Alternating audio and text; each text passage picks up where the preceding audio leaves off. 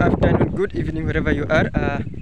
Lucky Kazungu, your passionate environmentalist, and in today's episode, I would like to share something about if you cannot help nature to heal, leave it alone to heal itself. And what does that mean to say that?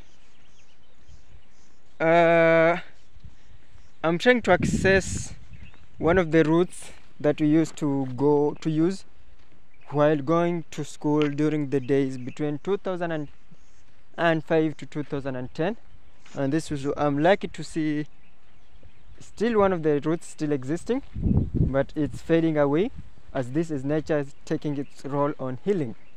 So many people have been engaging in environmental degradation activities, and it's very bad. Others have alternatives, others don't have alternatives. So those who don't have alternatives, kindly look for alternatives that will be environmental friendly in extraction of natural resources. For those who have alternatives, kindly leave alone nature, because as you try to degrade it and you have an alternative, it's going to fight back, and when it is fight back, it is usually ruthless. So if possible, plant trees. If possible, remove the bad or invasive species.